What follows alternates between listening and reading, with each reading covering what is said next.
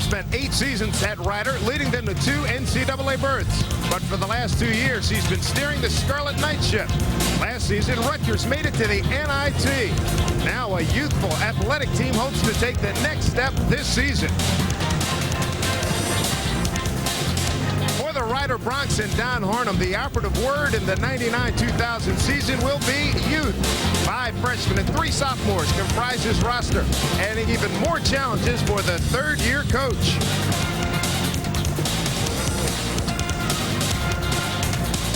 Live from the brand-new Sovereign Bank Arena here in downtown Trenton, CN8 Sports presents college basketball. Tonight, it's the Rutgers Scarlet Knights against the Rider University Bronx.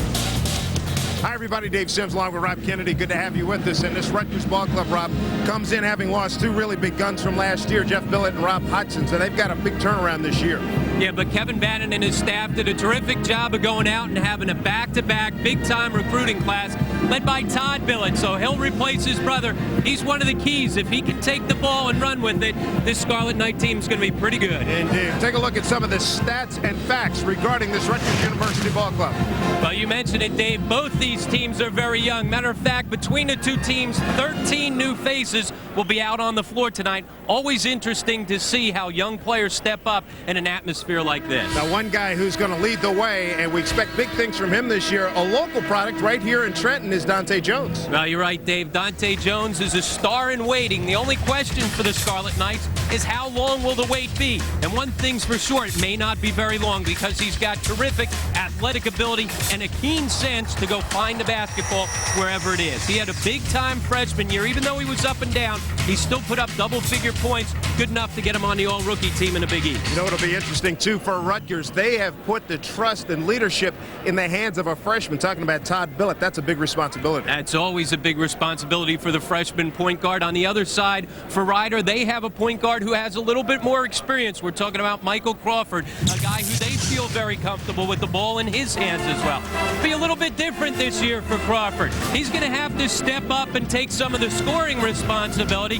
Rider lost their 4 leading scorers from last year's team. They'll need his three-point shooting. He's the leading returning scorer. You see right there at 7.5. Shows you how much point production they lost to graduation. A lot of youth in this ball game tonight. Rider has never beaten Rutgers. It was the first time for everything. Rutgers has won all 10 previous meetings, but this should be a lot of fun with Kevin Bannon going against his former team. Starting lineups in the opening tip coming your way momentarily. Thanks for joining us here in Trenton. We'll be back with the starting lineups right after this.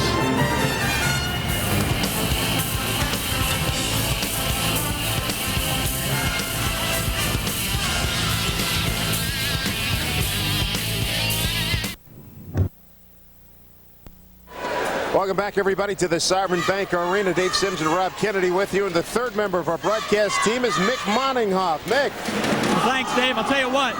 Both teams come into this as the opener, but my expectation is very high at Rutgers. They went to the NIT last year, but 2 big players are gone from last year's squad. So we asked head coach Kevin Bannon, can they raise the bar and get to the next level the NCAA is this year?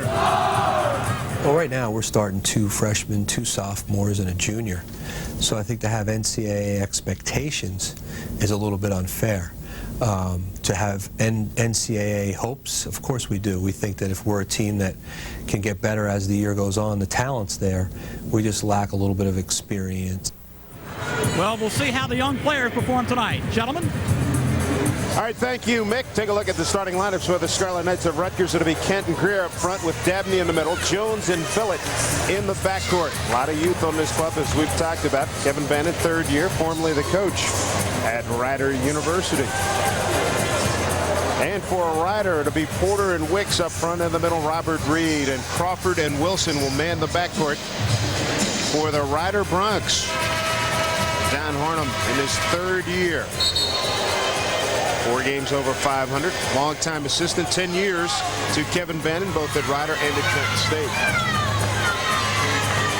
Officials for tonight's game, it'll be Tom Lopes, Ray Perrone, and James Frank. Rob, a couple of keys maybe we should look for tonight? Well, certainly one of the big keys will be for Ryder to match the intensity that Rutgers is going to bring. Rutgers understands that for Ryder, this may be their biggest game of the year, an opportunity to play a Big East team on their home court, so you know they're going to be sky high. Here we go. First action here in men's college basketball at the Sovereign Bank Arena in Trenton, New Jersey. Tom Lopes will toss it up, and here we go. Rutgers will get off the first shot. Jones up to Dabney. Left side, here's Dante Jones. Grew up in this neighborhood virtually. Billet, Jeff Greer. Rutgers lost both of its exhibition games. Lost 76-66 to Marathon Oil. Greer had 19. Jones had 11. And a foul. And it's against Rutgers. They're going to get Kent on the weak side for an illegal screen. You know, he's so big, he doesn't need to be moving. All he needs is to establish position. No one's getting around him. Now, if you followed Rutgers last year, you know that Kent played a lot in the middle in the 5-hole, but you look at him now, he's dropped a ton of weight, about 30 pounds. Looks like a totally different player playing in the 4 spot. And they expect big things out of him. He's a lot quicker. Here's Porter. Reed. R.J. Wicks attacking, loses. Billet gets it up court. Jones, no look to Greer, draws the foul, and the score. Oh, nice unselfish play right there. All started with the defense as they were able to strip Wicks. Todd Billet with the smart play, the young freshman out in transition as they get it ahead. And a nice finish here by Greer after the pretty feed from Dante Jones. There's that look away, and Greer takes the contact, still able to get it off the glass and finish. Jeff Greer to the line, 71% a year ago. Runs the floor real well. They're going to rely heavily on Jeff Greer. Got a 3-point play, and Rutgers with a 3-0 lead. Michael Crawford from Winchester, Virginia. Gets it to Robert Reed, a young man from London, England. R.J. Wicks. Crawford, runner in the lane, a little short. Rutgers takes over. Billet. Thought about it. Well, he's a terrific outside shooter, so every time he shows the ball, you've got to respect his outside shooting ability. The other thing, too, if you follow a lot of Rutgers basketball, you know, if Dante Jones comes back with any kind of jump shot, he could be talking about all Big East because he's as good as anybody in the conference putting the ball on the floor and scoring. And he showed that outside shooting throughout this summer. Had a big summer in the JSBL. There's Jeff Greer showing his outside shooting. It's 6-0 for the Scarlet Knights. Greer's got all 6. Great looking arena here, not quite filled up. Fans right on top of the action. There's a pull-up by Porter. That won't go. Dante Jones. And he took one extra step. Tom Lopes with the call. Turnover, first of the night. Second of the night for Rutgers.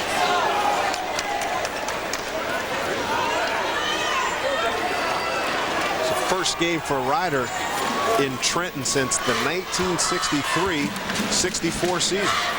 They'll play a couple games here this year and expect them to even expand their schedule in coming years even more. Try and take some of their big games out of the Bronx Zoo over this beautiful building. Now the turnover by Ryder. Ryder lost its exhibition, a team focus, 92-82. Porter had 32 points. Reed had 13. How about that? 32 and 10 for Mario Porter. Guy who made the all-rookie team last year in the MAC, stepping it up. Billet wearing the same number his brother wore the last 4 years at Rutgers. Dabney, they certainly missed him last year out with monstrous knee problems, ACL, MCL. Kent missed the chippy underneath. Here comes Ryder back the other way. Wilson thought about it. He gets it back. Free look for 3. Call it a 2, and he missed it. And another one and done for Ryder. You got to find Wilson in transition. He can fire. Dante Jones, you can see the change on the arc, different stroke. Very good-looking shot by Dante Jones. Yeah, good lift on the ball. That's something he worked all summer on. We said had a big summer in the JSBL, averaging nearly 30 points per game. And as you said, I mean, he's such a terrific athlete and slasher. If he can match that with some outside shooting ability, he becomes very hard to guard in the Big East. Mike Scott just came in the game, and He's a little fired up. He's pushing and shoving on the get-go. First time on the floor. Right in there and mix it up. Mike, a sophomore from Hyattsville, Maryland. With Mike Wilson guarded by Greer. Rutgers doing a terrific job in a half-court man-to-man, really taking away every ball reversal for Ryder. And a turnover. Good defensive pressure by Eugene Dabney, the 6'10 freshman from Birmingham, Alabama. Third turnover by Ryder. Well, Scarlet Knights getting out in passing lanes, really making it difficult for Ryder to get any semblance of offensive continuity. Good showcase tonight for Dabney. See what he's got. 6'10", 225. Put up good numbers at Fork Union 2 years ago. Billet, look at a steal. And I'm very appreciative, I think as are you, that Mike Scott was able to put on the brakes. Well, as you said, he first came into the game looking to mix it up, almost mixed it up with you and I over here. Oh, man. Downhill, no brakes. Here's Billet. High screen. Dante Jones lost it on the way out. Jones kept it alive, and Ryder takes over with Robert Reed bringing it up. Reed taking a look at it. Good looking stroke. He can shoot it. 17 points, 14 rebounds at Marist High School last year. And he likes to trail and take that three. Had 3 3-point shot attempts in their exhibition game. Did you say he's a classic European big man? Yeah, he definitely has good skills, especially facing up. Kent muscles the rebound. Kent draws the foul. Now there's where some width and strength will do for you. Be able to draw a foul underneath.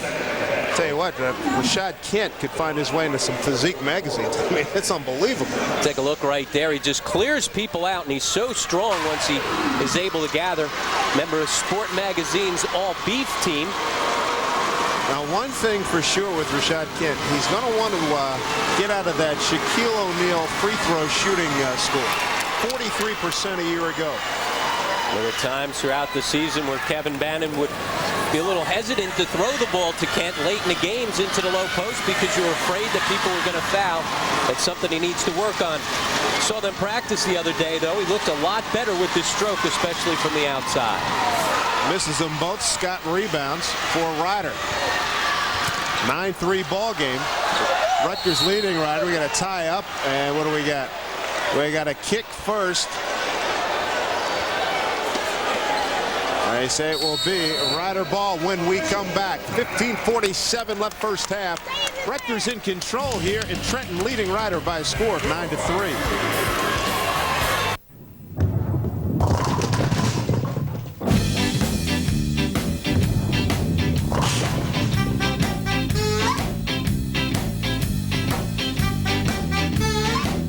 Here at the Sovereign Bank Arena, Rutgers leading Don Harnum's Ryder Bronx.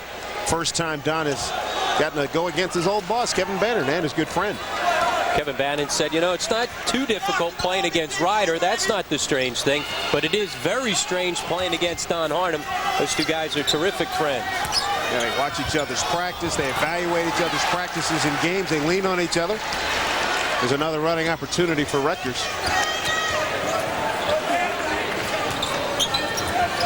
All eyes in the Big East will be focused on young Mr. Billet to see what he can do. When he signed early last year, boy, I tell you what, Rutgers was very proud of the fact that they were able to sign him and keep him. Greer misses, and here's a rebound going to Reed. He's a big recruit for them, not only because he's a terrific player, but because he filled the need. Ryan Howell. Scott can't get it to fall, and knocked out of bounds. And we'll get our first look at Alvidas Tanis coming off the Rutgers bench. And he'll come in to replace Eugene Dabney. Now here's a big question. Now here's Tanis at 6'11", 235. Got the body that you want. Big guy, but they need consistency from him. He shows flashes in practice and in some games where he's a dominator. Well, at times there's just a little something missing, but he worked very hard this offseason. This may be his last chance with Dabney coming back and now healthy. He's got to step up and make an impact right away. They get a foul on Michael Crawford. That's his first. First on Crawford. 3 team fouls for Ryder. There's 1 for Rutgers.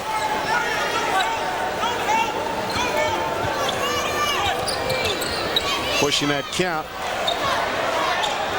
Good save by Greer over to Dante Jones. Finds Kent. Oh, baby! Well, that's when you shed a few pounds. He's a little quicker. And once he gets to the rim, he knows how to finish. And if anybody wants to challenge, he'll just take them with him. Up top, the big fella again. Robert Reed's got 2 threes. He's a little excited about that three. That's been their only offense. Him trailing on the break. Got all 6 points. But I tell you what, he's got a war. Nice. Down low. The foul's going to go on Crawford. But Rashod Kent is getting everything he wants on the box down low.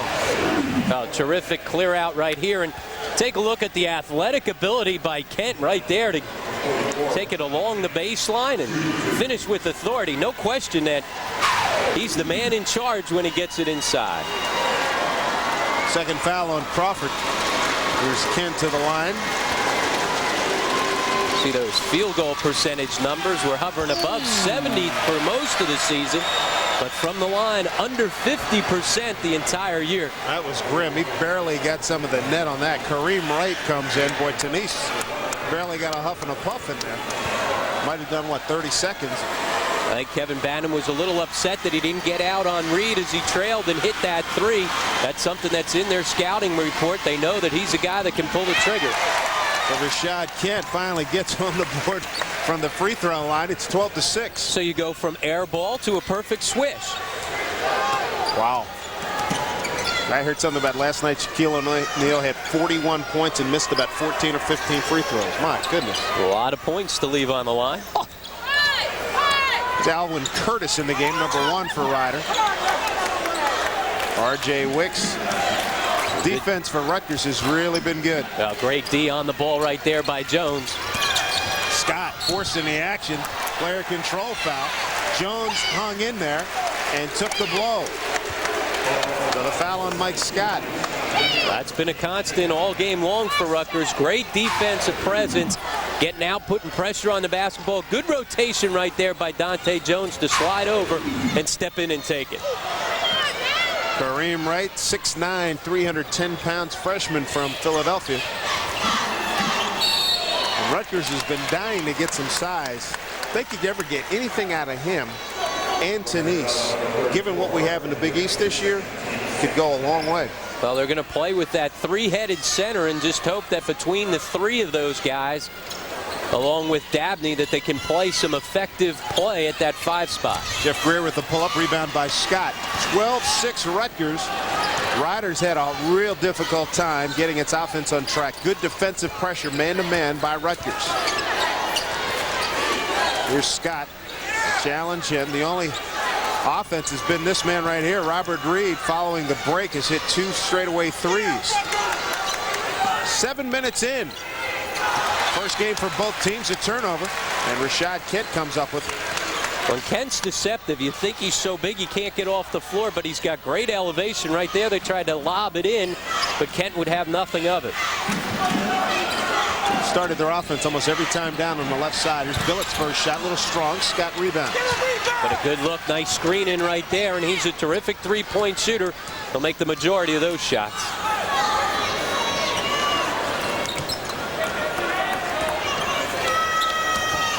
Billet on the defensive side, gives it to Reed. He'll try it again. That's a good-looking shot. He's got good rotation. Nice rebound by Kent. Rutgers going to dig a little deeper into its bench on the next stop. Kareem Wright, boy, he's got his man locked down. He's got the ball, wheels inside, lost it, goes up again, can't score. They keep it alive, and here comes Ryder. Alwyn Curtis and Wicks weak side, picked off by Dante Jones. Back the other way we go. Jones, nice lead. Billet reverse. He blew the layup. And a foul on Kareem Wright. Just a great pass right there by Dante Jones. The nice bounce pass across the lane. Can't get an easier shot than that, but Todd Billet missed the easy one. 11:57 to go. First half, 12-6. Rutgers over Ryder here from Trenton, New Jersey. Welcome back, everybody. Rutgers leading Ryder 12-6. 11:57 to go, first half, and the opener for both of these ball clubs. And right now, the Rutgers size, that Big East size, strength, and defensive ability is really doing a number on Ryder. They've done a great job in their half-court man-to-man defense. Quickness as well, getting out and taking ball reversal away. They've really kept Ryder from running any kind of a semblance of a half-court offense. Mike Thompson, number 24, is in the game for Rutgers, as is Joel Salvi, number 3. Joel with he's got probably the more unique hairstyle on the floor tonight, and a layup, and they finally get an inside bucket. Mike Scott. Well, first time they've gotten ball reversal. It went from the left side over the right. Nice cut back door on the high screen, wide open. Jones being guarded by R.J. Wicks. Joel Salvi. Jones hit his first jumper. Look at Salvi attacking the glass. Scott rebounds. He had Wicks ahead of the pack. Didn't see him. Here's Scott. Nice shake. Baseline. Got hit. Curtis, rather. Alwyn Curtis going to the basket. He'll get to the line. One of the things that Don Harnum said about his team, that this team is kind of fearless. And right here, fearless play by Curtis as he takes the ball strong to the goal. Gets hit. This is a good passing. Like we said, Dave, first ball reversal, you see the back screen. Nice screen to free him up wide open with Scott. But the first time, they were able to reverse the ball from one side of the floor to the other. Number 24, Mike Thompson, got picked off on that play. Ryder last year at the line 69% as a team, and 1 out of 2 here by Curtis, freshman from Queens, New York, went to Redemption Christian Academy. Thompson back from his Mormon mission. Again, his career at BYU. And they push the action. 43 as Alexander Isagui picks up the foul. We're in the 1-on-1 now for Rutgers. Mike Wilson back in the game for Ryder. And he replaces R.J. Wicks. Look at Joel Salvi. The Energizer last year, boy, you bring him off the bench. Here's a guy to play some defense, take a charge, go to the glass, and the crowd loves him at the rack. He's a crowd favorite. A couple thunderous dunks. Matter of fact, one of his dunks is the poster as well as the schedule card this year. I think I was at that game. Big time dunk. His hairstyle more of a throwback to when we were young, huh? Yeah, he's got the high socks. He's got everything going retro. Old school look. Got the knee brace. He's got it all going. 75% are at the line a year ago. 14-8 right now.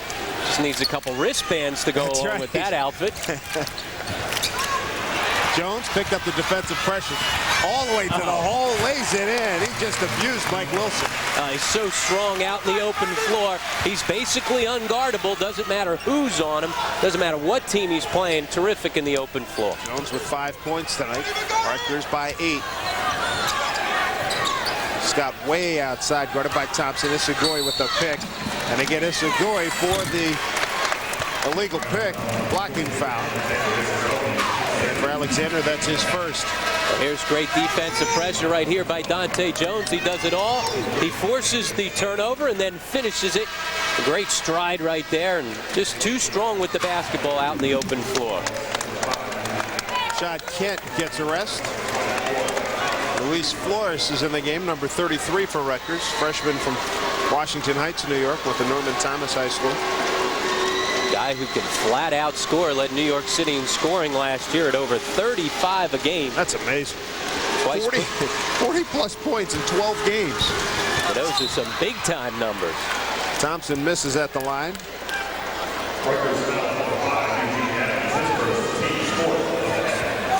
Over the top was a foul on Dabney. And for Dabney, that's his first foul. Flores got his hands on it. Nice handle by Jones. Flores with room, going to take it all the way in, off the glass and in. There's that scorer's mentality. You don't get 40 double digits like that without having a little scorer's mentality. Gets it in transition, looks to finish. Tell you what, he saw the room there. Nobody was watching. He's guarding the basket at all, and Rutgers has a 10-point lead with just over 10 minutes to go first half. A timeout called by Ryder. And that was just a nice sequence there by Flores. His man beat him, so as you always want to do on the defensive end, you come from behind. He was able to tip it forward and then was rewarded on the other end with the layup. Rutgers on a 6-0 run. Scarlet Knights this year in the Big East preseason coaches poll picked for 8th. UConn, Syracuse, St. John's up top. Miami, Georgetown, Nova, Seton Hall, then Rutgers, followed by Notre Dame, Providence, West Virginia, Pittsburgh, and BC. And Todd Billet, I tell you what, for them to finish 8th or better, a lot of responsibility, as we talked about in the opening on Todd Billet. And another Billet in the chamber. Here's what Todd has on his resume, also like his brother, graduate of CBA. 1,240 points. What would you say was his strong suit in his last 2 years over at CBA? Well, especially in his senior season, he was really counted on to step up in the scoring department. His first couple years, he ran the point, but last year he really had to step it up, averaged nearly 20 a game. And one of the things he did so well last year was knocking down three-point shots. He was a guy who averaged, shot it at about 43% from beyond the three-point range. Well, this is the first men's college game here in the Sovereign Bank Arena, and we asked Kevin Benn, the Rutgers coach, about his thoughts in opening up this brand new facility here in Trenton. Well, I think it's to go back and play against Rider. I mean, I spent 8 very, very happy years there. I still live down the street, still have tons of friends at that university, and so to play Rider in itself is pretty special to me. But to do it and open up the new arena in downtown Trenton is pretty special. I mean, that's the first college basketball game in Sovereign Bank Arena, Rider, Rutgers. I think we had to make that happen, and I'm glad that we did. Good move by both universities, no doubt about it. Rider needing some answers here on the offensive end. Rutgers defense has done a fabulous job. Here's Jones guarding Wilson. Crawford's got it now in the corner. This is their big man, Robert Reed. Got their first 2 field goals. Dumps it down. Salvi helps to take it away from Mario Porter. Flores back the other way for Rutgers. Well, Flores is a guy that can play both guard spots. He's not just a scorer. They'll look to him to play some point this year as well. Jones to Salvi, and he's low. Salvi gets up close with one of the fans in the good seats on the far side. 18-8. Rutgers, it's been all Scarlet Knights from the beginning. If you're Rider, you've got to figure out some way to be able to initiate offense. You've got to get a couple pressure releases. Rutgers is going to come out and take everything away. You've got to be able to make them pay with some back doors. Wilson in a battle against Dante Jones. Here's Michael Crawford. 12 on the shot clock as we come up to the 9-minute mark. Crawford lets it fly. Can't get it. Joel Salvi right there for the rebound. So Luis Flores is at the point. Greer, Kent, and Billet will come in at the next opportunity.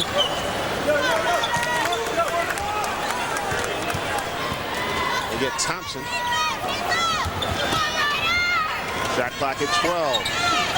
Flores looking inside to Dabney. Nobody home. Thompson's going to take it right down the lane, off the glass and in. Mike Thompson, and his career at BYU, went on a Mormon mission. Similar to Rob Hodgson, say the coach. He's got a lot of the same type of skills. Not quite as big, but pretty good player. He shows athletic ability there, though. Went strong to the goal. Little hop on the finish. And Reed turns it over on the taking too many steps. It'll be Kent, Billet, and Greer coming in for Jones, Flores, and Joel Salvi. That turnover was just a matter of the big guy getting a little too comfortable away from the basket. He's hit the 2 threes. All of a sudden now he thinks he's a point guard. It's amazing how every big guy wants to be a point guard and every point guard wants to get inside and post people up. It's unbelievable. It's like that all over the country. Billet being guarded by Michael Crawford. Kent facing up. Get it to Billet. Corner to Jeff Greer. And a little bit of room. Billet looking for a pick. Well, there's a big pick coming at you, Kent. Greer with an open look, buries the 3. The thing Billet does so well is get into those lanes, force the defense to collapse in, and then it's always nice when you got Jeff Greer standing on one wing, you got Dante Jones on the other to kick it out for 3s. Quick trigger, too. 11-0 run by Rutgers. 9 points for Jeff Greer. Kevin Bannon's been able to substitute freely. Shows you the depth that they have this year. Cut off the baseline. Tip no good by Reed. Rebound by Joel Kent. Porter thought he had something going on the baseline. Wide open Greer, cross court. Got Kent inside. Reed tips it away. Can he save it? No. Wilson lost it out of bounds. They get a timeout on the floor. 7:11 to go. It's been all Rutgers from the beginning. 23-11. Check that 23-8 over the Rider Bronx here in Trenton. We'll return in a moment.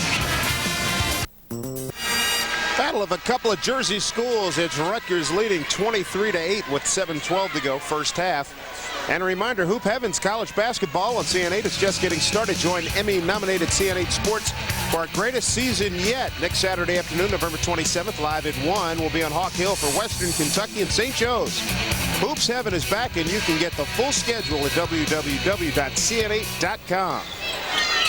A chance to see a couple transfers for Phil Martelli step in. Marvin O'Connor and Bill Phillips.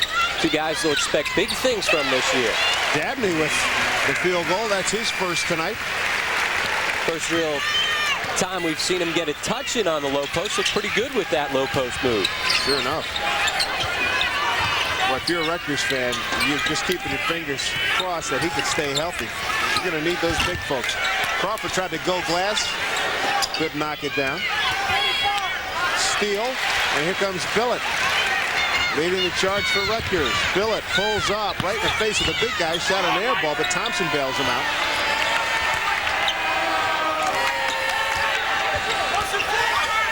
Dabney had a big play, had a little guy on him. And he was looking for it again. Like to see him sitting in there posting up. Rutgers pretty patient. Kent got it and scores. That was a mismatch. Great pass by Dabney leading it to the open spot. Again, Dabney's shown you his ability to step away and face up. At 6'10", he's not a guy who can just sit in on the low post. He's a terrific athlete. You see right here the good ball reversal, and as you said, nice pass. And right there, Kent just simply cleared Reed out of the way. Given a lesson in low post play inside. It's no wonder he shot nearly 70% through most of the year last year. Dante Jones back in for Thompson. Here's Kent, and they got a foul line violation. That's bad enough when Kent's on the line. So you know you have to be real active on the offensive glass because you know it's banded off someplace. Dabney a little bit too aggressive there. Rider Bronx having their difficulty scoring. Last 5:30. Kent's got to be saying, hey, I got enough problems on the foul line, let alone somebody taking a shot away from me. I'm less than 50-50. There's a long hoist there. Look at a rebound by Kent off the miss by Mike Scott. Tell you what, I don't know if Ryder's gotten an offensive rebound the entire first half. Rutgers doing a terrific job on the defensive boards. Billet taking his time, setting the offense. Dante Jones. Billet had some room. Kent wanted it up downstairs, and they go to Dabney. Quick outlet. Porter gets a chipping. Nicely done on the outlet by Michael Crawford. Porter's been very quiet here in the first half. Hasn't had many scoring opportunities. One of his first out in transition. They're going to need big things from him this year if they're going to be able to step it up. It's a rebuilding year for sure for Don Harnum and Rider. Indeed. Picked next to last by the in the preseason picks by the coaches. Greer, can he save it? Yes, he does. Good hustle. Back up for it. Dabney. Dabney's going to take it. With the right hand, he scores. Eugene Dabney. Going strong to the glass right there, able to jump around the defender. At 6'10", that's not easy to do. Well done by Dabney. He's looked good here in the early going.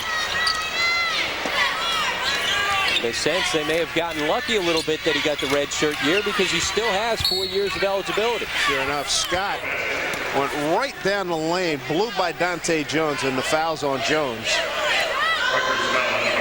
For Jones, that's his second foul. 4:26 to go. Alvidas Tenesi will get another opportunity here. Guarding takes Dabney's spot. McClark is in. Jonathan McClark replaces Robert Reed for Rider. Dante Jones will get a break. Luis Flores is back in for him. Porter tried to cross over and Kent took it. Luis Flores going to take it all the way in, lays it up in the air. Once again, it's all keyed by the defense by Rutgers. This time it's Kent doing a great job defensively on the ball to get him out in transition. It's been all Rutgers here at the Sovereign Bank Arena, 31-10, still 4:11 to play in the first half. We're talking about Big East basketball. How about St. John's losing to Samford and the Samford Ball Club? Well, they used basically the same offense they took to Princeton play ball. That's right. Coach Billet came up and spent some time with the people over at Princeton, and they're executing well. Here's some good execution out in transition. All started by Kent, the big guy, stealing the ball, getting an assist as he hits it to Flores ahead of the field. Gotta love it. The start of college basketball in that MAC conference. Siena was on national TV the other night against Notre Dame. What are your thoughts on them? I tell you what, Siena is very good. They put pressure on you from a defensive standpoint all game long. They forced 27 turnovers against Notre Dame the other night. The other thing they do is they put pressure when you're on defense because all 5 guys can flat out step out to 3 and knock down shots. Got a lot of good basketball in the MAC and the Big East coming up. Crawford, as Ryder is desperate to get some points on the board. They find Porter, shoots over Tenise, won't go. Can't rebound. Boy, has he been quick. I tell you what, quick to the ball, and he just clears out space. You're not getting a defensive rebound off him.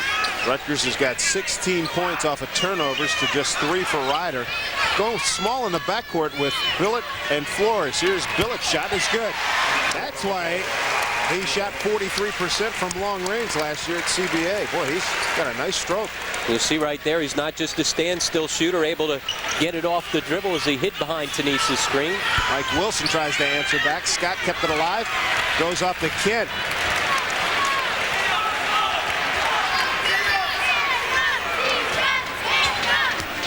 So far, so good on the opener for Rutgers tonight. On a 22-2 run. A foul off the ball.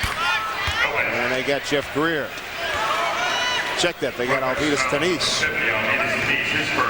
First foul on Alvidas. 16 fouls for Rutgers. Official timeout. A timeout on the floor with 3:01 to go. Rutgers leading Ryder 34-10. Glad you're with us here from Trenton, New Jersey at the brand new Sovereign Bank Arena. Rutgers leading Ryder 34-10 here at the Sovereign Bank Arena. First half action, 3:01 to go. Hey, you want to know the latest about CN8? Show topics and schedules, news and notes, what games are on, recipes, bios, personalized AccuWeather brought to you by John Deere. Well, you can get it by visiting the website at www.cn8.com. That's www.cn8.com. Dave Sims, Rob Kennedy, and Mick Moninghoff with you. Opening game of the 99-2000 season. Non-conference game for both of these clubs. They're starting an offense way outside. Man, oh man, what a shot that was by Mike Scott. That's just a total breakdown in their half-court offense. They can't even find shots. Rutgers has got size and strength edge there, although Kent was blocked inside there by number 34, R.J. Wicks.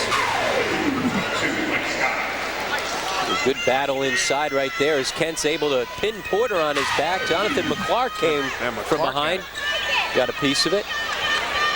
Clark's another guy that Ryder's going to have to look to for senior leadership. Coming off the ACL surgery just a couple weeks ago. He's hobbled out there. Let the starting guard comparison. Rutgers 8-0 with their guards in the backcourt. Front court is Rutgers 18-8 over Ryder. Shot clock at 3. Now at 1 after Wilson got a piece of that. 1 second, so they're at the catch and shoot.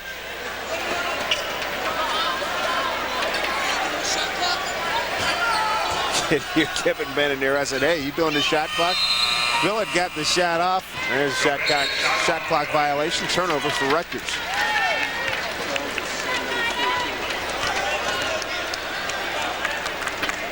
(34-10). Rutgers.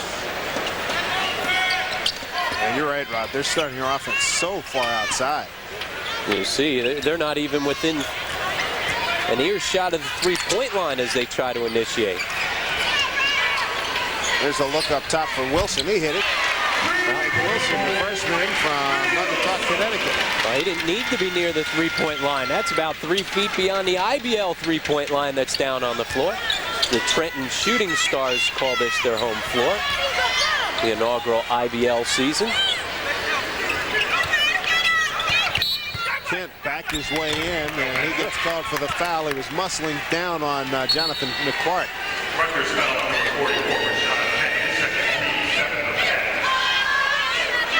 Kevin Bannon went on the floor. Somebody's pen got, I don't know, where the heck did that come from? That was somebody's pen on the floor. One of the coaches slamming it down and losing it, or what? 1-1 now in effect for Ryder. Went bouncing out there. Tell you what, Kent clearing out space. If he kept going, he would have been about 5 rows back by the time he got it. Stay with us here at halftime. We'll give you a good look at Trenton's brand new arena. Look at the highlights and stats from the first half, and give you some information on other scores around college basketball. Here's Jonathan McClark, Providence, Rhode Island. The 6'7" senior for Don Harnum. He's the only senior on this club. Successful scope surgery, as Rob mentioned, back on November 2nd. Was expected to miss about 2-3 weeks. One of only 2 guys on this team who was recruited by Kevin Bannon, even though he never played for Kevin Bannon, sitting out his freshman year. Porter. Nice put back on the turnaround. 34-16. Rutgers in the lead. Here's Billet. What a contrast. Rutgers getting its offense pretty much everything at once in a half-court situation. And they're pretty patient. We're in the final minute of play. Greer, runner in the lane, gets the roll. Well, big-time move right there by Jeff Greer as he takes that hop off 2 feet strong in the lane. 11 points for Jeff Greer. That jump stop. Seen more guys using it more. It's a very effective play. Get you unbalanced, and now all of a sudden you get squared up to the goal, able to finish a lot better. Porter almost crossovered himself into a turnover. 13-second differential shot clock, game clock. Salvi draws the foul. That is a Joel Salvi play, ladies and gentlemen. You talked about his enthusiasm, his excitement, his passion. Every time he comes on the floor, he gives excitement and raises the level of his team's intensity. Nicely done by Joel Salvi. Got a 30-second timeout called by Rutgers with 23 seconds and change left on the shot clock. What do you think Kevin Bannon wants to institute here? Well, here's your use it or lose it situation for Kevin Bannon. He's done a terrific job revitalizing this program, bringing energy back.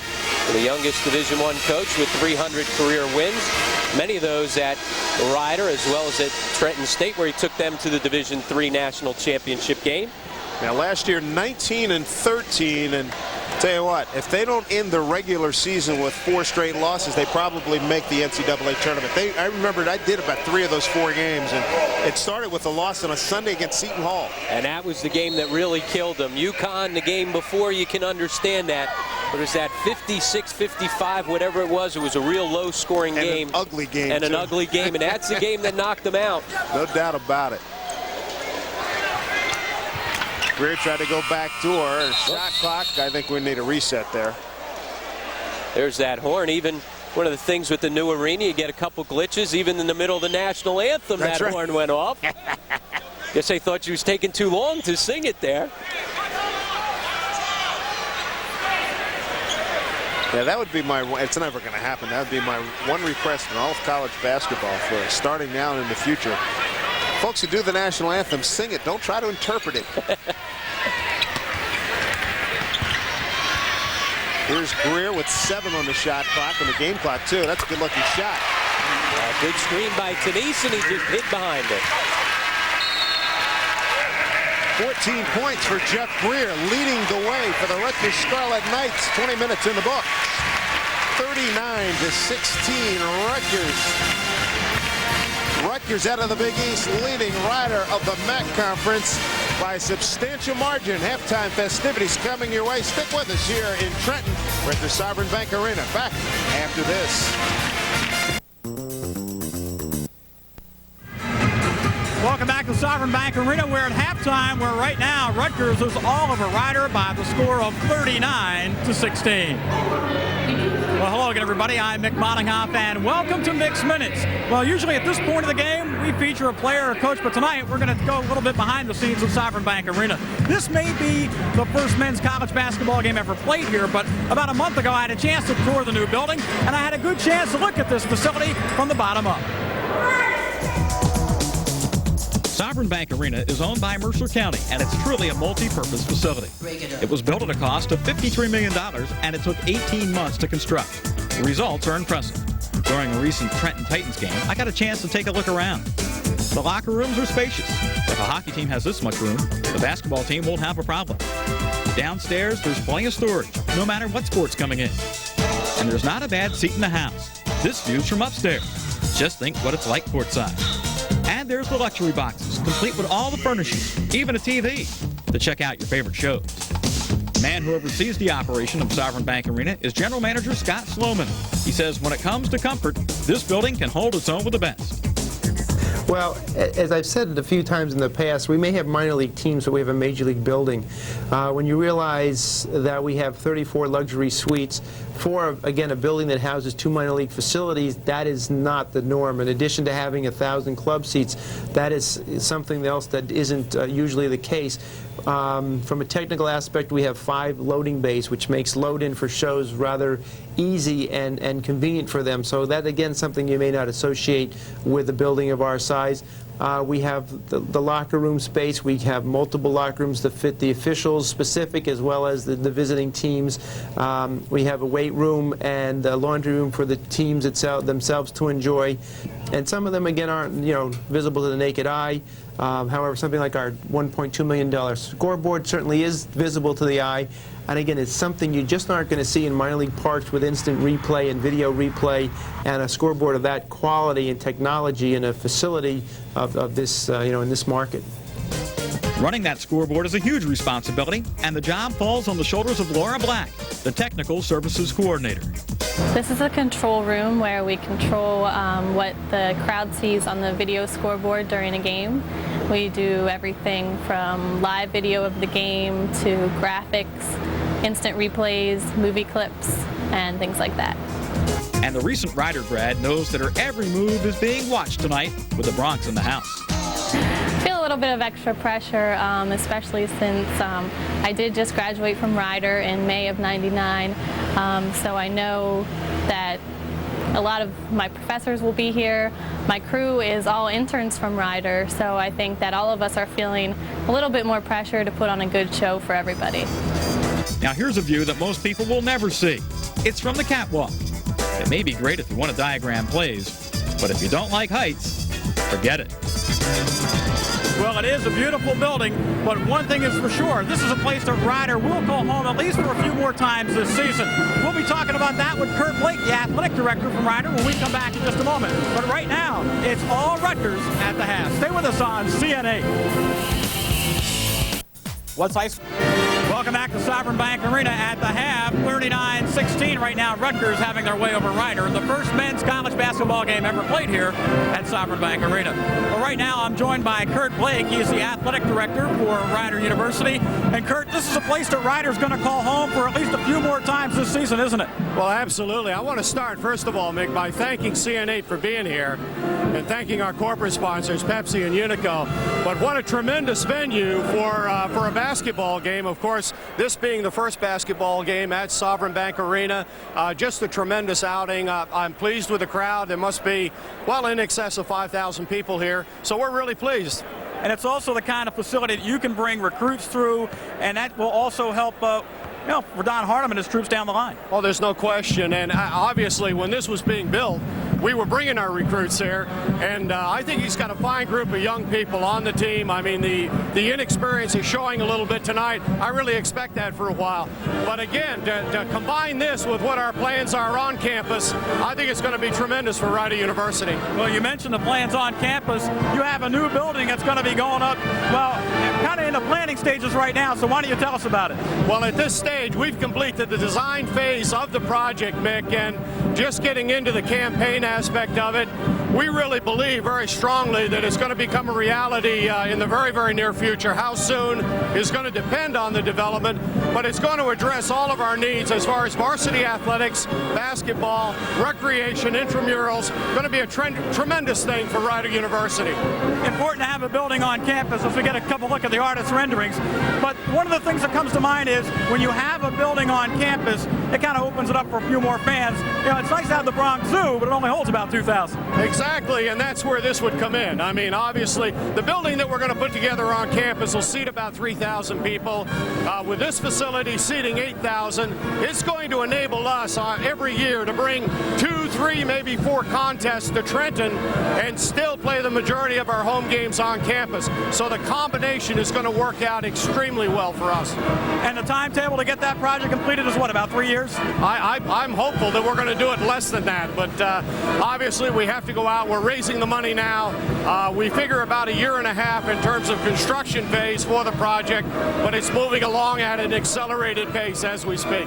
Kurt Blake, Athletic Director at Rider University, thanks for joining us on CN8. It's always my pleasure. Thanks for you being here once again, Mick. It's appreciated. It's always our pleasure. Once again, we're at the half, but it has all been Rutgers in this first half. We'll come back and check out stats and more, so stay with us on CN8. Nice throw. Welcome back. 39-16 right now. It has all been Rutgers in the first half of a Rider tonight. Well, now it's time to check out some of the scores throughout the region as well, and let's take a good look at them right now. Early on in a ball game, Lafayette is leading by a score of 5-2 over Columbia. That's early on in the ball game. Take a look at some of the other scores as we have them. Duke over Army in a big way, 100-42 right now. Also, American and North Carolina A&T. American leads in that one, and number 1 Cincinnati in the second half, leading 78-46 over Youngstown State. So there you have some of the scores as we have them right now. And let's talk about some of the leading scores that we have. The scores, so let's go back to the table. Let's take a look at some of the leading scores in this ball game. Gentlemen. All right, thank you, Mick. As we look at this first half, 39-16 Rutgers over Rider. Good first half for Jeff Greer. 5 of 7 shooting, 3 of 3 from long range, 1 for 1 at the line, 14 points. Good half. He was out for a little while with the ankle injury, but obviously he's come back in a big way. In a very good first half, mixing it up, scoring in a number of different ways. Hit a couple outside shots, and he really had a big first half for Rutgers, as did everybody. Scarlet Knights hitting on all cylinders. Take a look at Greer in action. Here's this move as he was able to get into the paint. There's that jump stop we were talking about. Strong off 2 feet.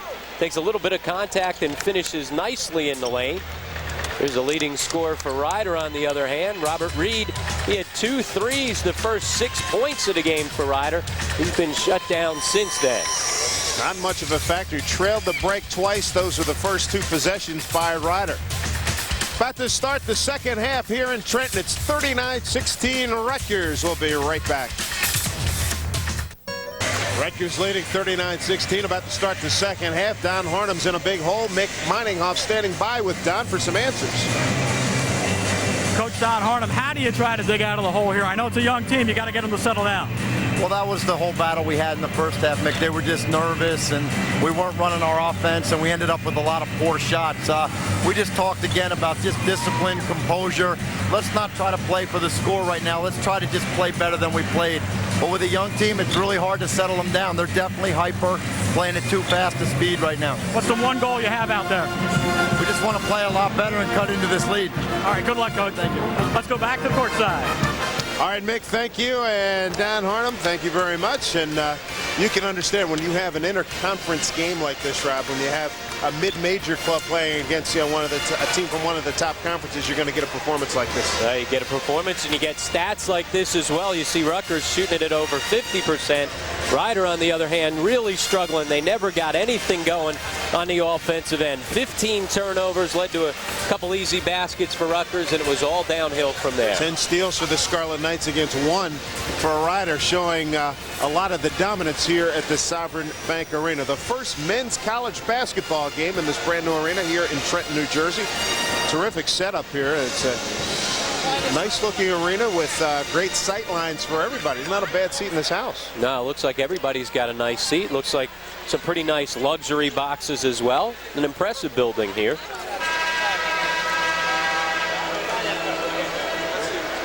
About to start the second half.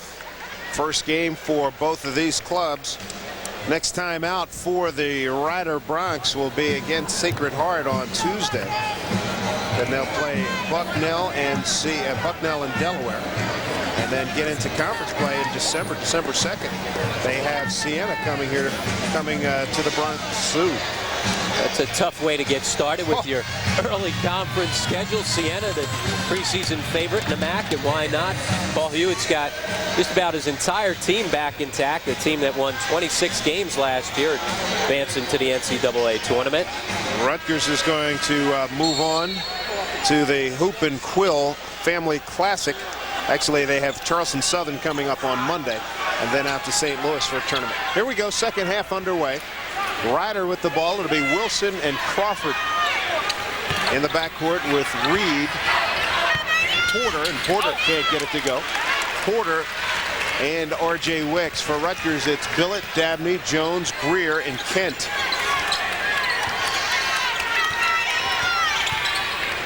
Kent double team, threw it away. Wicks back to Crawford. Let's see if Don Harnum's able to settle his ball club down. Well, first possession, at least they got a good look as they were able to dump it into Porter down low. The Rider Ball Club, a lot of new faces, picked to finish 8th. Next to last, rather, in the MAC conference, which is 9th out of the 10 teams. Only Manhattan is picked behind them. Rider last year 7-11 in the MAC, 12-16 overall. Last year was a tough year for Rider. A lot was expected off of the year before the second place finish, but injuries wiped out any kind of semblance of continuity for him as they struggled to a 12-16 record. Rutgers finished 6th in the Big East last year, picked for 8th this year. Funny, that was the same predicted finish for him last year.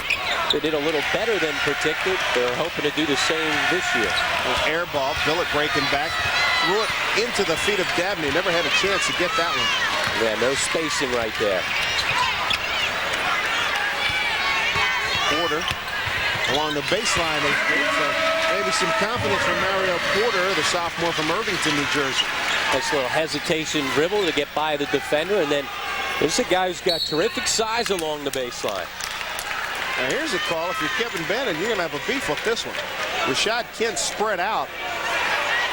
And a lot of times you see this in basketball. A guy who's real strong. I didn't think he had that much of an advantage on Reed. Reed only goes 225. Kent listed at 265. And a second time Kent's been called for an offensive foul, just trying to establish position inside. A lot of referees will let you spread your wings like that as long as you're not leveraging, right? Yeah, exactly. As long as you're not. The last time, at least, he was backing up, and you can understand that. This time looks like he just sat down, and he's so strong, Reed bounced off of him. It's not Kent's fault he's that big. That's exactly right. Got an entry on that pass, saved by Jones. Good idea, bad execution. Been that kind of a struggle for Rider this evening.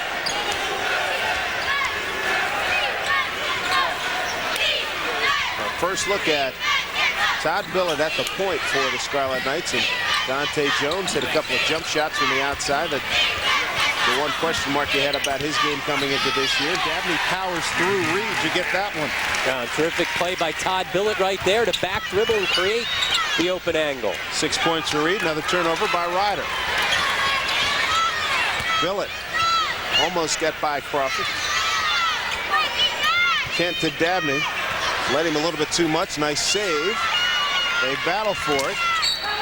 And it went out of bounds on Jones. Good hustle in there by R.J. Wicks. Wicks will take a seat.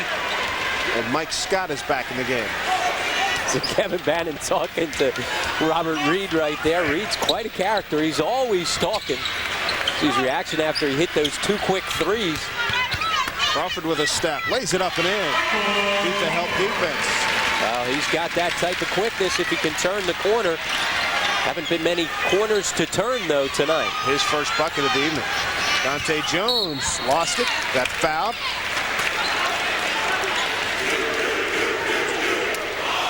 They get Scott for the call. Jones is so comfortable playing from the wing. We saw Jeff Greer in the first half with that nice, strong jump stop once he got into the lane. Again, it allows you to get your body under control, get nice, strong base, and gets hammered as he went up. Second foul on Scott. Dante Jones misses. Jones last year 81% at the free throw line. Steiner High School, Hamilton Square, New Jersey. A dynamic freshman year. 10 points, 4 rebounds again.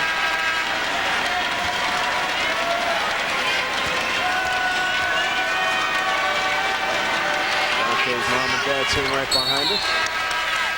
Both teams getting into the bench. Joel Salvi for Rutgers. He comes in for Rashod Kent, who's not real pleased about coming into the game. Jonathan McClark comes in for Robert Reed for Ryder. The look on Rashod Kent's face said it all. Coming in for me?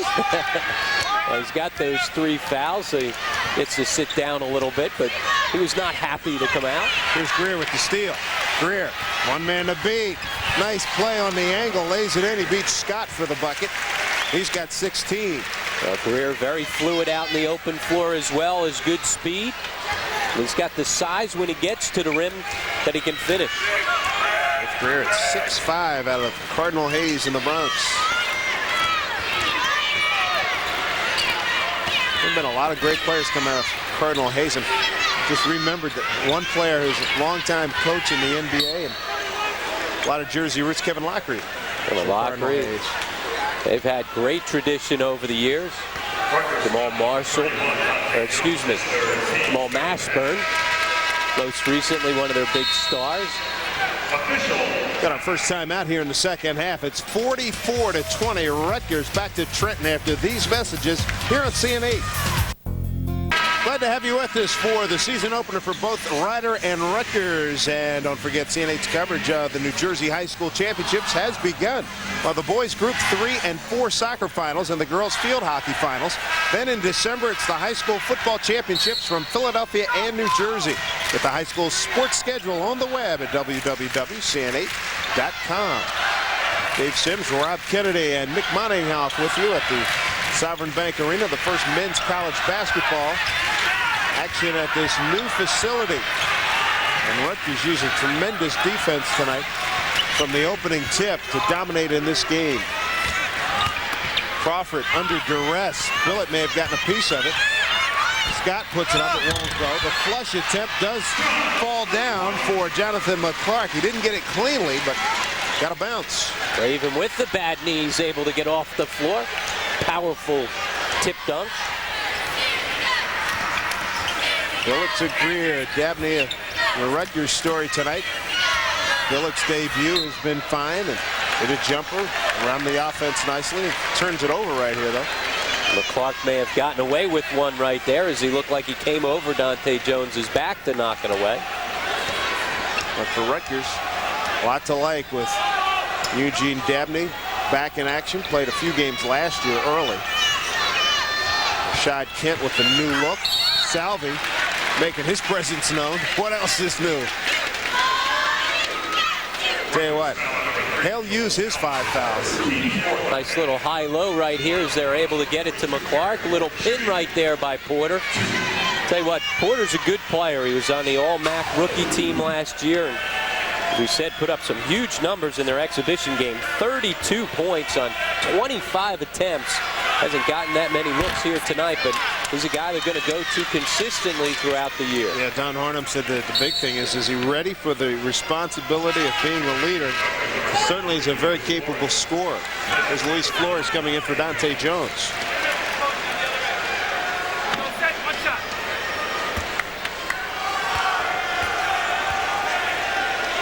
Mario can drive it. Very capable scorer. This is on that free throw. Scarlet Knights doubling up Ryder. Rutgers can afford to be patient and just take it down, take the clock down, and get exactly what they want. And they've been patient in their half-court offense all night long. That's one of the reasons they've been able to execute. They basically put the basketball where they've wanted to all night long. First foul on Porter. First team foul.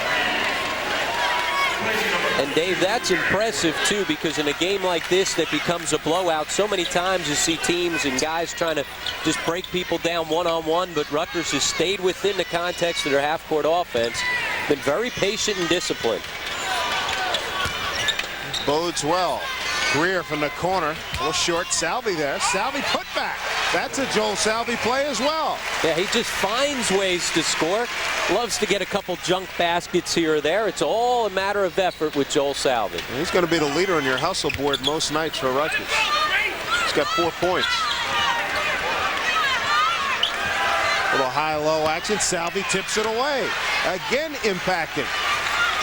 Billet breaking back. Leaves it for Salvi. Got tripped going through the lane. I think he was looking for a big jam there. They get Mike Wilson on the foul. He's looking for even a little bit more impact. As you see right here, trailing the break, Todd Billet leaves it for him. Get visions of elevating over people right there. And there is an elevation right there. Greer can't get it, and he's called for the over-the-back foul on the putback. Jeff Greer, one of the few bad decisions he's made. He would have been better off gathering the ball coming down and trying to go back up. He's got quick hops back off the floor. Instead, tried to catch and shoot all in one motion. Just his second foul, 15 foul for Scarlet Knights. Wilson in all kinds of trouble. Reed, I think Salvi got a piece of that. He's ahead of the pack. Billet finds him. Salvi lays it up on the jam and the foul. Does he make an impact or what? Boy, Rutgers is lucky to have him. He's fun to watch, and you can see why the RAC crowd really gets behind him. You know what's great about him? You don't have to run anything for him. I mean, he's going to get something. Exactly. All through hustle, it was the defensive start. Loves the little chin up. That's that same dunk right there that's on the cover of that poster. Little chin up to finish it. I like the impact he has. And I tell you, they're going to need him in the Big East. Big East this year. Be rock 'em, sock 'em. Tell you what, you look at a team like Seton Hall that's picked to finish 7th. I've seen them a couple times. Tommy Amaker's got some good young talent up there, and Shaheen Holloway playing the point like you expect Shaheen Holloway. When they're preseason pick number 7, you know the kind of depth. You look at this Rutgers team, they're preseason number 8. Yeah. Those two teams right here in the state of New Jersey, those are two real good teams. I think teams that are going to play higher than their predictions. Yeah, no question. Flores with the foul. You know what's interesting, too, about Seton Hall? You talk about Shaheen Holloway. Talking to him earlier in the season, he says, hey, I got guys who can catch the ball now. Yeah. It changes. For 3 years, he didn't have too many guys that could penetrate and get the ball and finish the play. Now that changes for him. So they now have a great backcourt. You get scoring not only from Shaheen, but Caucanis knocking down threes, and you got Gary Sanders, a terrific scorer, and then Darius Lane off the bench. That's an explosive team in the backcourt. Turnover by the Rider Bronx.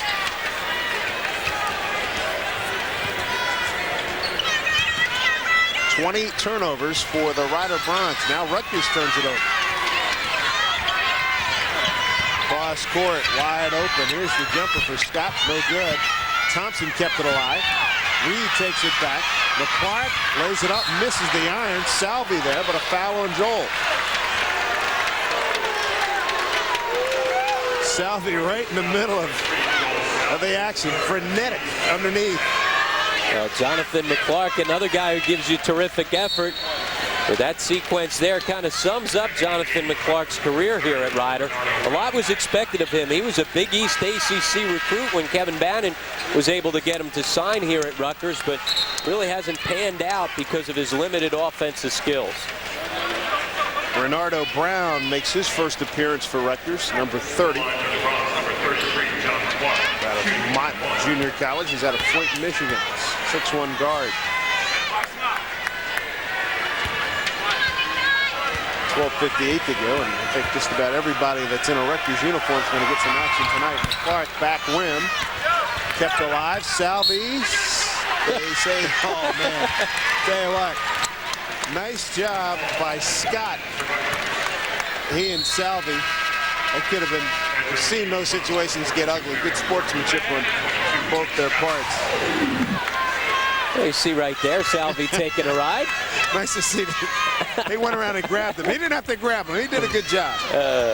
I applaud Mr. Scott. Ball is tipped. Brown gets it back, and Tenise way outside, way out of his comfort zone, 40 feet from the hoop. Flores. Tenise over to Thompson. 15 on the shot clock. That had steal written all over it. Wicks. And they count it. Wicks with the steal. Playing that passing lane, doing a good job. Well, great anticipation by Wicks to step in, but Bernardo Brown as a point guard, you've got to step to the ball. If he steps to the ball, there's no steal. Instead, Brown right there forced to foul out in transition. Good defensive play by Wicks. He's got good size at 6'4", playing the point guard spot, able to finish with the contact.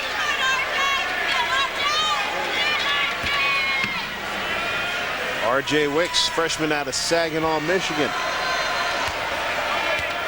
Ended last year as one of the toughest defenders. Held Niagara's Alvin Young down last year. Didn't score a whole lot of points. It's Segoe back in the game. Second foul on McClark. Well, that's one thing McClark has to work on. He picks up so many silly fouls. He's a guy who takes full advantage of his 5 allotted fouls throughout the game. Yes, you are. Here's Thompson. Flores with room. Gives it to Tenise. Tenise jump hook, and he'll go to the line. Nice recovery by Flores there. He was going up for the jump shot. Ball got tipped away. Had the presence of mind to gather and find Tenise. A lot of young guys, especially scorers, would have the mentality to just throw it up. Instead, he made a nice play, and Tenise with the good-looking jump hook as well. He was fortunate Tenise was there open. Boy, if you're a Rutgers fan, you're just dying for this kid to come through. Big crowd favorite at the rack. I tell you what, he worked so hard. He worked for me this summer at camp, and every morning you'd come down 7:30 and there's a hill, and he's running the hill trying to work to get better. As we said, there's just been something missing, and I think that's confidence. He needs a couple things to go right. All of a sudden, he's going to feel good about himself. How about Salvi with the putback? Got every part of the rim. Joel Salvi having a good game. Salvi off the bench tonight for 8 points. One of the things Kevin Bannon talked about is that Salvi coming in really expected to be starting, but Kevin Bannon said he really liked the fact that Salvi's accepted his role and he's made an impact off the bench once again. He's one of the real good impact players, particularly coming off the bench in the Big East Conference. With a timeout called, a 20-second timeout called by Ryder. 51-24.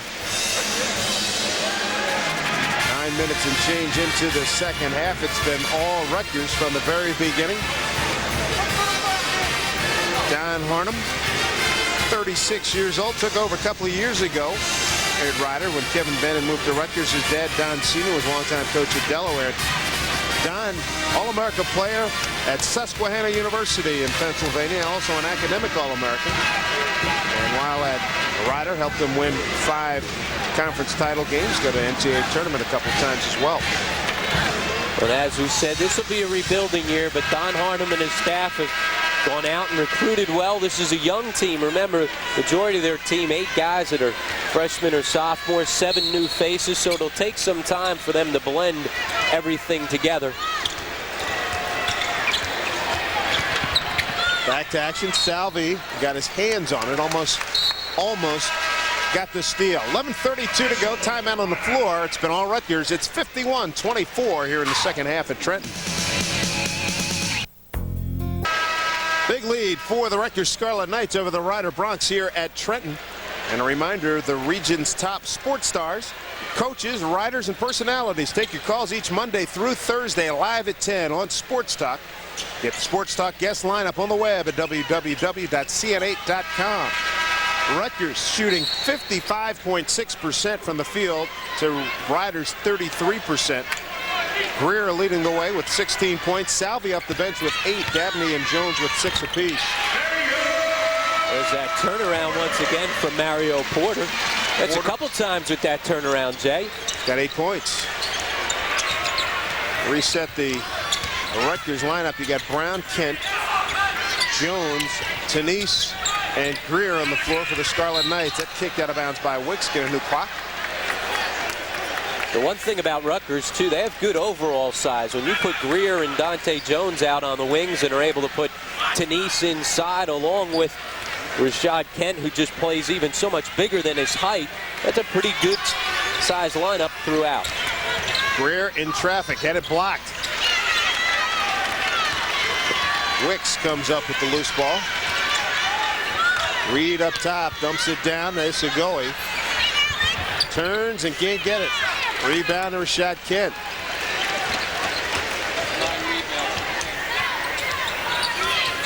Nine boards for Kent. Dante Jones, the pull-up. Can't get it. Tenise is there. Gets it back outside to Brown. Brown leaves for Tenise. What, that he's going to shoot that. Nice fake. Dante Jones, count it. Boy, is he quick. I mean, going to the hole, forget about it. First step, and not only quick, but he covers so much ground. It's one dribble, and he covers 15 feet. Nice unselfish possession right there by Rutgers. Tenise had an open shot, passed it up. Good ball reversal. Here's that quickness, and look how much ground he covers to get deep into the lane. Dante Jones going for his 9th point. Totally new stroke. I tell you what, he's going to be a revelation to a lot of folks around the Big East. Well, now all of a sudden, how do you guard him? Yeah. You know, if you get up on him, he can put it past you. Reed straight on, had a good look at it, too strong, knocked out of bounds by Rutgers. Brown. It'll stay right here. Mike Wilson back into the game, and he replaces R.J. Wicks.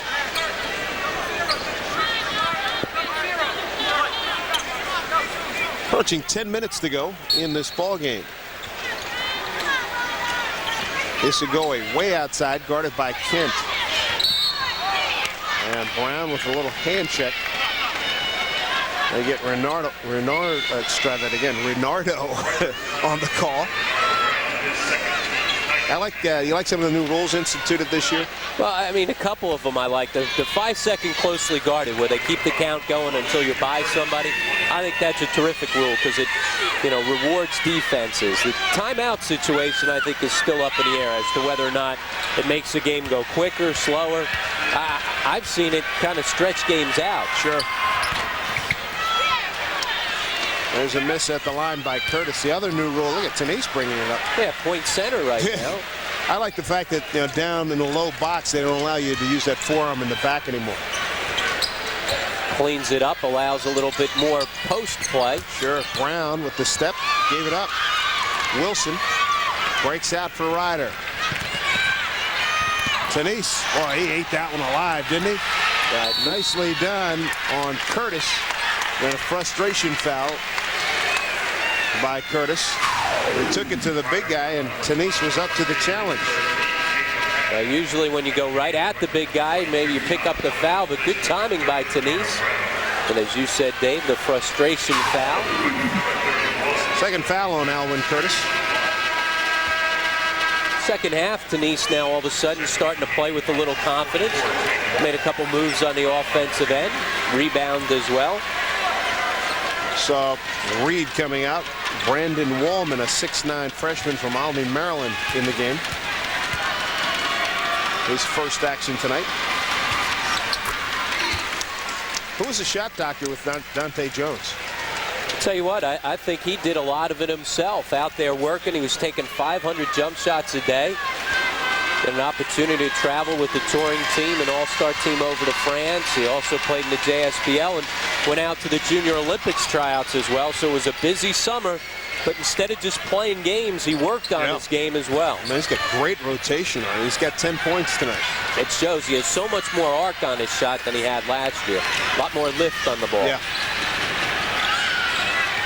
Curtis, first touch by Wallman. Get it to Porter, to Isagoi. 14 on the shot clock. Isagoi. Wallman with 8. And look how far Wood is from the basket. Wilson, rather. They're going to have to put something up. 2-1. They get the shot off, and there's a shot clock violation. Good defense by Rutgers. That's been the story all night long. Great defensive pressure by Rutgers and really poor half-court execution by Rider. Even though they're up and playing passing lanes, Don Hardeman knows this young team, it's going to take time before they're able to execute. Rider's starting guards having a nightmare. 2 for 10 from the field. Tanise facing up and bangs home the jumper. And he can do that. He's got a good face-up shot. You see him there pumping his fist. That's the kind of confidence he needs if he's going to be a factor for the Scarlet Knights. Out of Lithuania. Rashod Kent owning that paint. Nice instinct to get it down the floor after Jones flicked it away, but Curtis takes over for Rider. Back up floor. And Porter hits it 2. Mario Porter, he's got 10. And he's the one guy who, when you see the ball in his hands, you feel confident he's got a chance to score it. Rider's going to have to find some other scoring presence, though, out on the floor. They don't really have a second guy who you say, I can see him averaging double figures. Definitely. Wallman picks up the foul.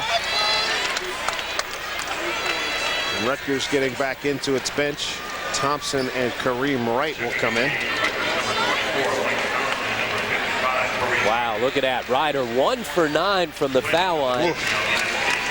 Doesn't bode well. 69% for Rider last year. Well, first time playing in this building certainly has a much different feel than the Bronx Zoo does when everybody's on top of you. Now look at the size Rutgers has got now. They got double 4 in Kent, double Mickles in Wright. They got some tonnage in there. Clearing some space inside. Wright is listed at 310 and is down significantly from the summertime. And as is Rashod Kent at 265, he's probably down 30, 40 pounds. Billet with the foul, riding a little bit too closely on Alvin Curtis.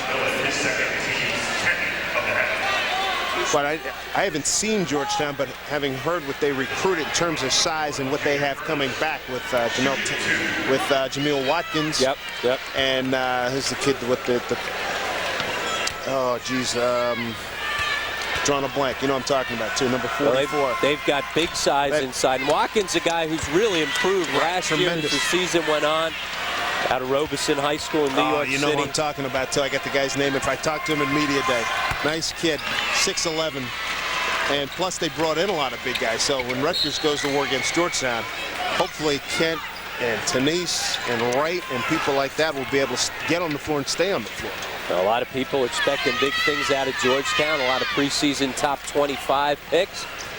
Picked 5th in the preseason balloting the Big East coaches. And again, shows you the depth of the league. This is you don't get nights off. There's Kareem Wright. That is his first field goal tonight.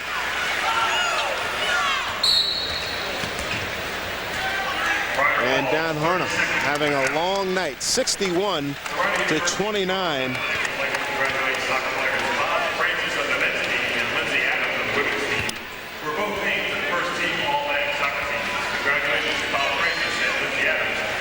Don't forget, we've got more college basketball coming your way this Saturday. Hawk Hill in Philadelphia, Western Kentucky, taking on St. Joseph's.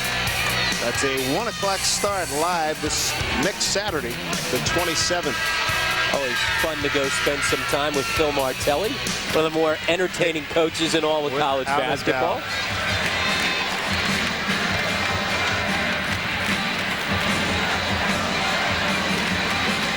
And St. Joe's, a team looking to rebound off last year. And they've got a number of different people that they can turn to for scoring. As we mentioned, a couple transfers stepping in, Bill Phillips, but don't forget Naeem Crenshaw and Andre Howard at times putting up some big numbers last year. And big Damian Reed inside, a guy who had a very promising year last year, hoping to build on that success as they try to make some noise in the Atlantic 10. Ruben Boomche. That's who I was thinking of. I knew I was going to find on the it. top of you. You had it. Well, visualizing. He's a big kid for Georgetown.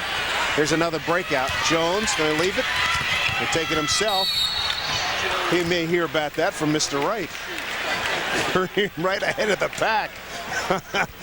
Big guy wanted a little touch, a little love on the break. That's right. He makes that trip, you got to get him the touch. Dante Jones thought otherwise. What happens, Dante had a few turnovers in the 2 exhibition games, 17 turnovers, so he wants to make sure he's not going to turn the ball over right there. I'm a little worried whether Kareem's going to catch and travel. Kareem went over and smiled, had a couple of words with him.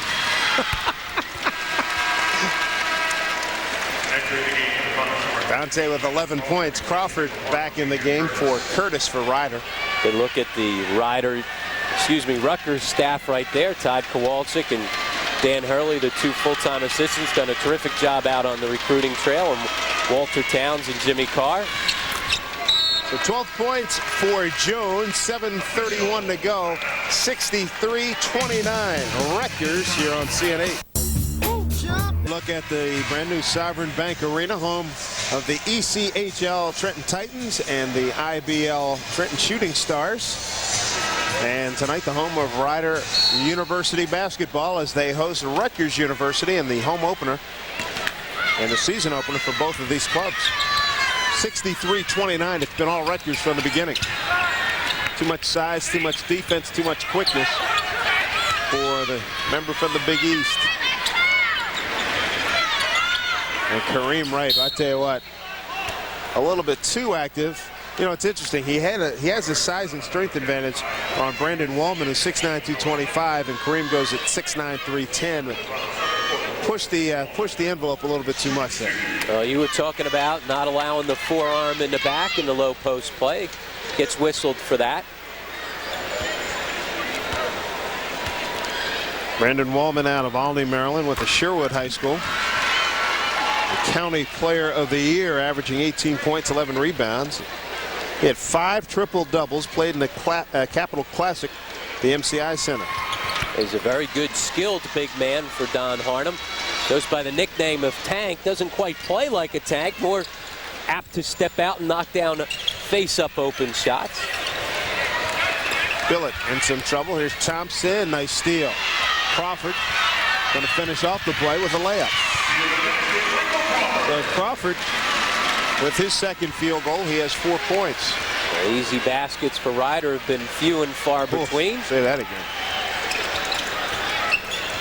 Jones leaves it for Wright. I don't think that got any rim, did it? If it did, it just grazed it. Here's Scott down low. Porter fades away, shoots over Rashod Kent. He's getting a rhythm going. Porter's got 12 points. And he's got a lot of talent. He's a Big East talent. I mean, you can see it in his size. And good athlete, gets off the floor. He can do a lot of different things. Little turnover as double 2 tried to get it to double 5, who was the late man down, and Kareem Wright was not expecting that pass from Billet. A lot of doubles out there right now, huh? Except for Mike Thompson. That's right. You got 22, 33, 44, and 55. How about Kent? Kent, nice pass. Oh, that'll work. Thompson lays it in. He's crafty. He's a terrific passer, especially in the open floor. He's not great on kicking it out on double downs yet, but when he's in the open floor, he can be deceptive. Thompson finishes the play, 4 points underneath. Have nowhere to go for Crawford. Scott, long hoist again. Is that NBA range? Billet. Fouled by Scott. So a double dip for Scott. Bad miss, and then the foul at the other end. His second foul. You see Rashod Kent right there showing you he can do a lot more than just sit in the low post. Look at that. Quick feet. Nice play right there to get it out. And a little flick behind the back is Thompson there to finish it off. Pretty play by the big guy. Sure was. And he is deceptive. He's a very good athlete. Don't be deceived by his size and girth. I mean, he can move out in the open floor. 5 points for Kent tonight, but that's a play he'll talk about on the ride home. That's right. So you see me handle the ball, pass. you know, once again. It's that same theory of the big guy always wanting to play the point. That's it. Hey, coach, let me lead some breaks. Billet, I like his brother, good free throw shooter. Makes it 67-35.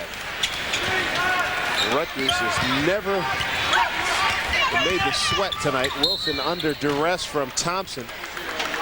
And a foul on Mike. Well, when you come into a game like this and you're a Big East team going against Ryder, the thing you want to do is make sure that you don't allow them to hang around for a little while. And they didn't.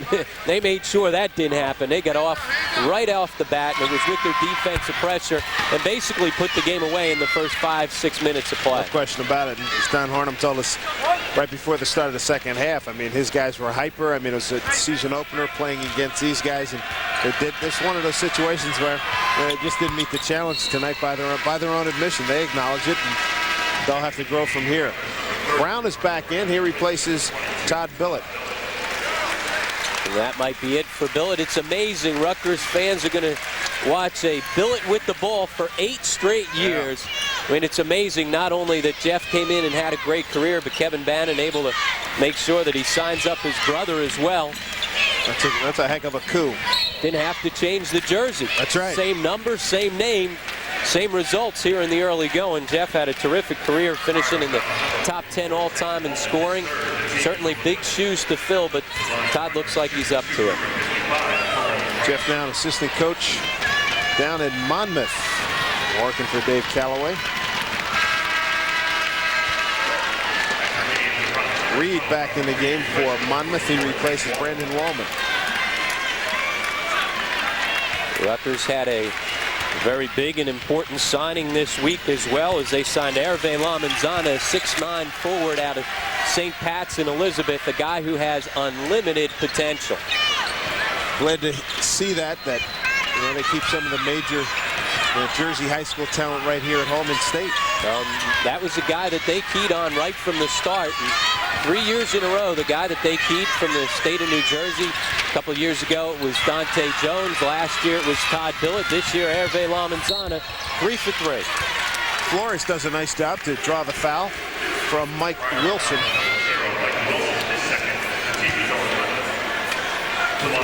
Look forward to seeing Rutgers with a few Big East games under their belt and see how you get a better judge of how these guys will react in that kind of pressure. But in terms of athletic ability, there's a lot to like watching these guys get up and down the floor. With Brown and Flores, looks like they might provide some backcourt depth. Well, they have a little more size than they had last year. Clearly have more depth. The one thing that'll be the question mark is the little intangibles that both Jeff Billet and Rob Hodgson brought to this team. They were the heart and soul last year. Whether or not in key situations late in the game, guys will be able to step up and show the same kind of heart and character that those two guys did. Flores misses. Ryder, 25 turnovers tonight. Last year they averaged 17, so not the start they anticipated. Porter been there, easily their best player tonight, and a foul by Flores. And you wonder, with 4.5 to go, up 68-37, why are you breathing on a guy that hard? No answer from here, huh? I think even both coaches say, hey, let's get out of town here, okay? I think this one's been established. The pace has come to a screeching halt. Not that it was much of a pace. Yeah, really. For the last couple minutes, it seems like whistle after whistle. That'll happen in the early going first game, but Ryder's certainly going to be in a situation where people are going to have to be patient with this team all season long. Certainly Mario Porter's a guy you can build around, but they're going to have to find somebody else who can step up and give them consistent scoring. Sure enough, 6 points on the night for Crawford, 68-39. Dabney. A lot of big people in the game right now for Rutgers. Kareem Wright, Thompson's in there. And again, the depth. Dabney, the only starter on the floor for the Scarlet Knights right now. Thompson drives it to the hole, loses it. Got 7 seconds left. Can't get it. Rebound. And the loose ball goes to Michael Crawford. Whoa, sent back by Thompson. Boy, that was nice. There's a putback, and it's good by Porter. But Thompson showing some ups. 13 for Porter.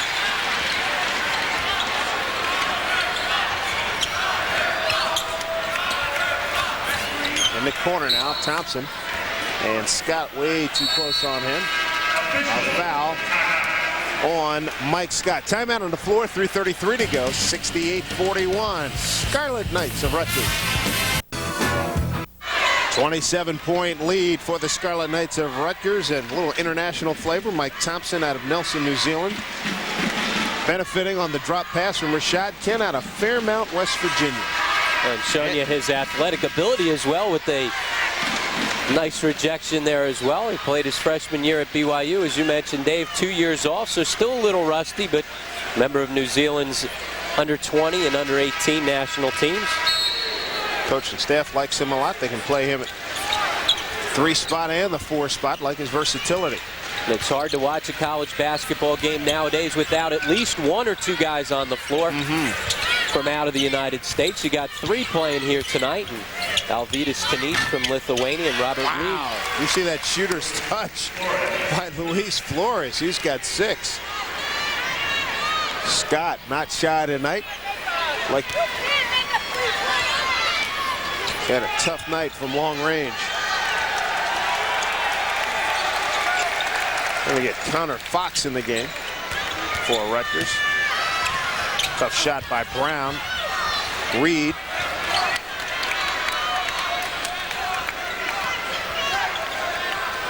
Coming up on 2:40 to play in this opener for both of these teams. Reed slipped under the basket. Nobody near him and couldn't get it to him from R.J. Wicks. And Don Harnum staying with the starters here. You know why? It's a good move. They've got to practice and get into a situation with as young as they are. They've got to get a feel for everybody. No sense emptying the bench yet. Scott after that miss, and here's Rutgers again. Talking about 3-point shooting. Rutgers 5 of 9. Ryder 3 of 16. Wow, 3 of 16. A lot of those have been forces because the offense is just broken down. And way outside. Now this is from a team that shot 46% a year ago. Connor Fox, number 15's in the game. Mike Wilson back for Ryder in place of Scott. Fox, one of the walk-ons for the Scarlet Knights. Played for his dad, Tom, a longtime high school New Jersey high school coach.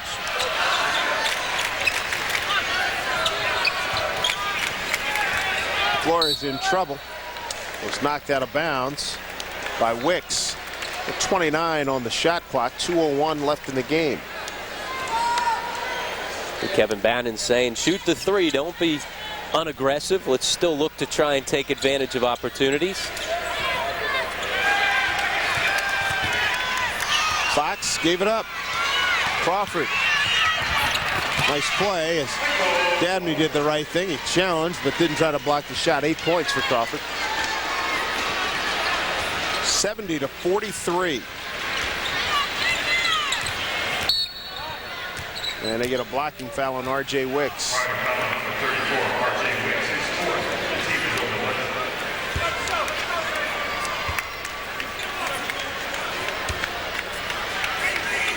Second teamers trying to get on the same page after that foul.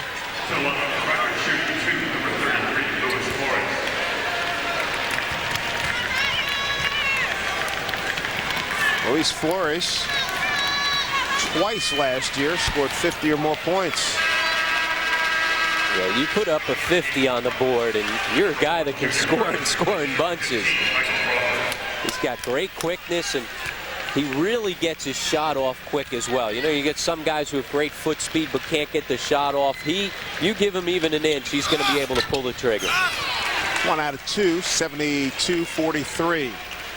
Flores is 6'2" guard out of Washington Heights. Excuse me, Washington Heights, Upper Manhattan. The same area as Jeff Greer, same neighborhood. And Manny Ramirez, MVP candidate for the Cleveland Indians.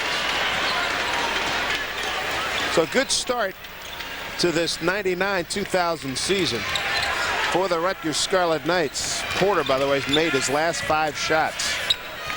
Brown, that won't go. Rebound to Wilson. Next up for the Scarlet Knights, Monday at home. It'll be the home opener against Charleston Southern. I like the way you snuck that baseball reference right in there with your Phillies work, just like Scott Graham. My partner usually always gets those baseball references in. Out in Cleveland for a NFL game for Fox this weekend. Next Tuesday, going to be Ryder at home against Sacred Heart. Final 36 seconds and change here.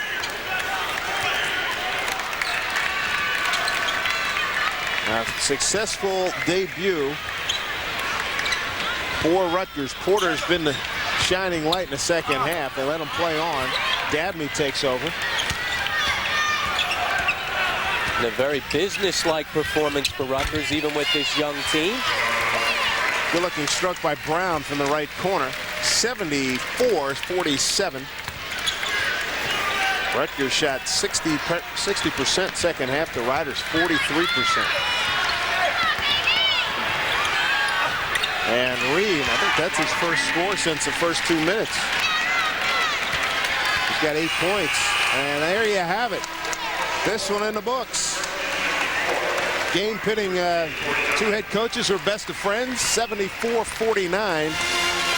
This one not too much in doubt from the very beginning. Take a timeout, come back for a final recap.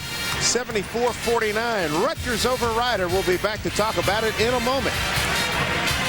Stella! Stella! 74-49. Rutgers over Rider. And Kevin Bannon standing by with Mick Monninghoff. All right, thank you very much, Dave Sims. Kevin Bannon, always nice to win the opener. What did you see from some of these young players that you were a little tentative about when you're telling us in the open you got a lot of young people? Who do you were pleased with tonight? Well, I think everything all starts with defense, and it was good to see our young guys understand that. I thought we really played well on defense. I thought we rebounded the basketball well, and the offense kind of took care of itself after that. So it's good to get them some minutes out here, and it's good to get this game behind us. Now, you do have a big test coming up on the weekend, a home game on Monday night, but then you go out to a tournament in Missouri, the likes of Valparaiso, Murray State, Mississippi State. That's going to be the true test, isn't it? It really is. I think it's a terrific test for our team. Some great NCAA caliber teams, some rival conferences. And we're really going to find out where we are next week. It's 3 consecutive days over the holidays. You learn a little bit about your team in those type of tournaments. I got to ask you, what did it mean for you to come back and go against your longtime assistant in Don Harnum tonight? I know there's still a lot of a rivalry there, but also a lot of love still between you two guys. It was a very strange feeling, not only for Don, who I was the best man at his wedding, and he's a wonderful guy, just the whole Rider community. And, I live in this community, and it was a very strange, awkward feeling. I'm glad we got the win, and I hope the people had a good time. This is a great arena, and hopefully there'll be great things down the road here. And I was going to ask you this, that it really means a lot for Rutgers to come into a place like this in Trenton, New Jersey, and it helps solidify your place in New Jersey. Yeah, I think it's a good thing to do, personally. We're at a state university, and to showcase our program and move it around a little bit, I think is a great opportunity. And hopefully there's a lot of people here that don't get up to see us in the rack, got a chance to see us today, and they're Rutgers fans. Any one thing you want to fine-tune going into next weekend?